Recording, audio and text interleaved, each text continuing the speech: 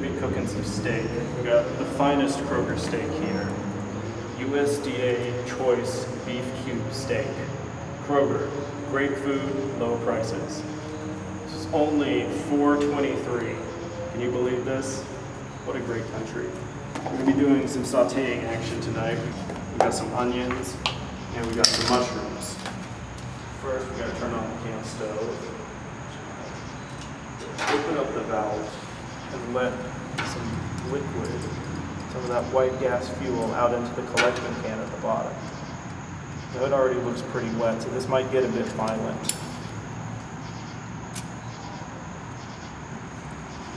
Alright, got a nice flame going.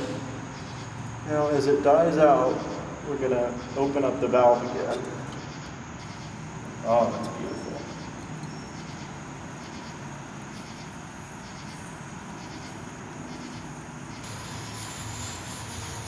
There we go. All right, now we have a solid flame going.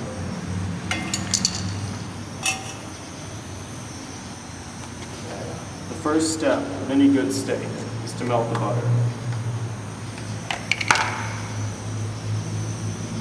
Normally you use a knife, but this is soft enough you can just kind of squeeze it out. It will start smoking immediately. You want to go ahead and plop one of these bad boys in almost as soon as that butter gets melted. It's going to brown pretty quick.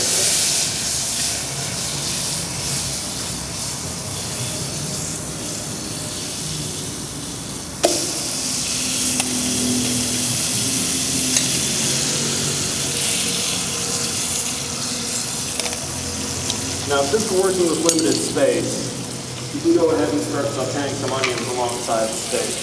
But you might want to wait until a bit later in the cooking process, or else they ain't going to come out either.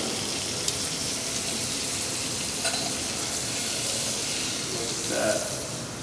America's finest. This is what our country was built on. Good steak and beef.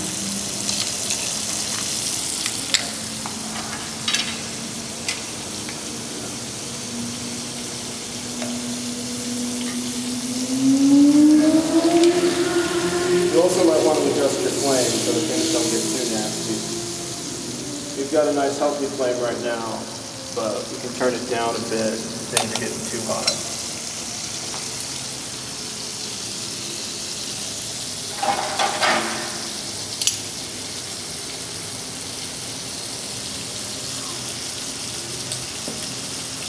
You want to let it sizzle for a while.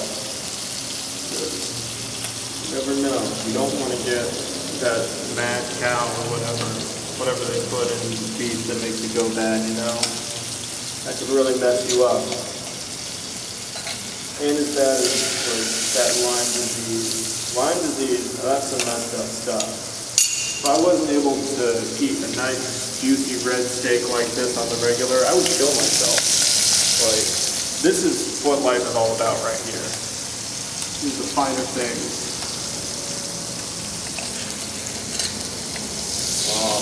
That nice sizzling brown butter. Hopefully we get some gravy action too. I'm going to go ahead and flip this over and see how we're doing. Oh, look at that. Nice and brown. Now at this point in the process, I'm going to go ahead and throw in some vegetables and some mushrooms. Look at this shit. Look at this. They say this is sliced. I can still see the curve. I take back what I said about Kroger. These people are pieces of shit.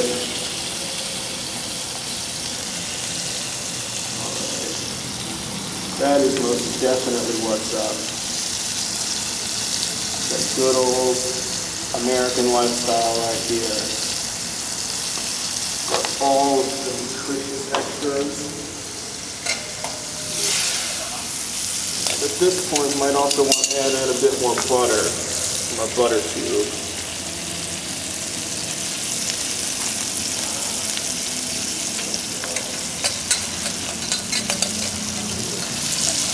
You'll want to saute these around, get them nice and brown and coated in that buttery goodness. Maybe turn up that flame a bit more.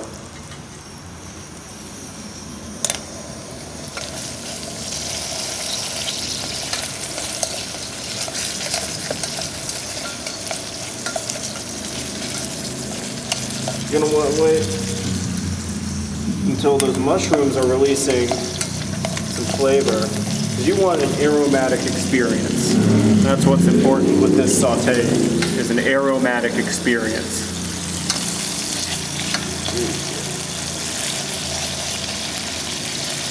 And you know, you can make this meal for the price of like a McDouble and large fries at McDonald's. Like, unless you get that 2 for $3.29 deal, because they don't let you do the 2 for $3.29 if you get a large fry. When I can't get my 2 for $3.29 with a large fry, I go for a nice steak.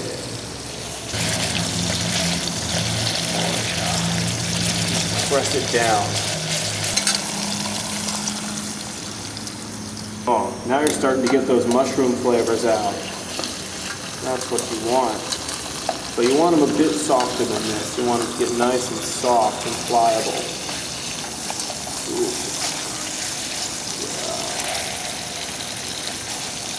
Yeah. And the best part about this is that you get some of that gravy. That gravy is delicious. Now I'm thinking about making another steak, so we're going to transfer all the goodies over here and wait for the tasting. And we're going to want to get all of our onions and things out too. You know, 2 for $4, that's one hell of a deal.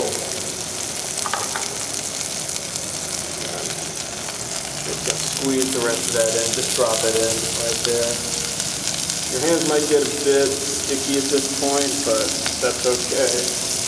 With butter.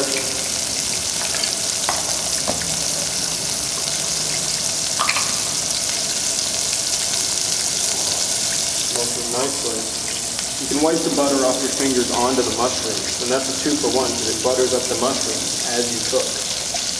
So, there are simple yet elegant solutions to many problems that the modern chef may face. You just have to look for them. Alright, that's looking good. So we're going to add some more onions. Ooh.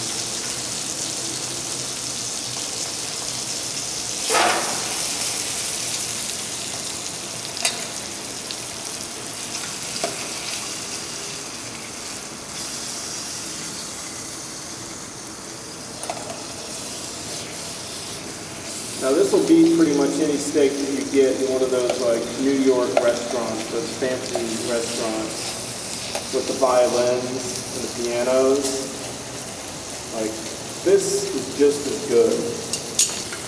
Anyone ever tries to cook me in a house with an electric stove, I'll slap them. That's not okay. Yeah, it's getting an aromatic experience. At this point, it's good to start cleaning up your kitchen. It's always important to clean as you go when you cook, but you don't ever litter. Don't litter. It's bad. Slice into it with the spatula. See if it's ready. And I don't see too much red, so it's probably ready. So we just put it down on this nice ground. The great thing about this ground is that it's completely heat resistant. That's why you always want to go for a nice cobblestone. Then go ahead and close off the flames. Let them die down naturally, sputter out. Alright, now this is what I call a swag meal right here. Now, we didn't bring too many utensils tonight, so we've got spoons. We're just going to first taste some of the add-ons.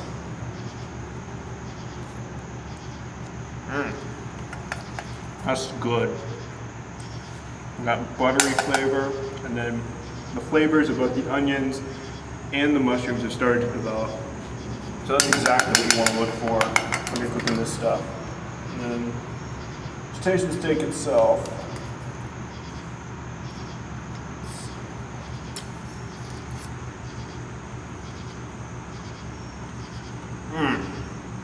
That's that good old American steak right there. Has some good red meat. Now it's not too red on the inside because this is a very thin steak, but this is still better than any of them Big Macs you're gonna get. steak burgers or any of that. This is the real deal.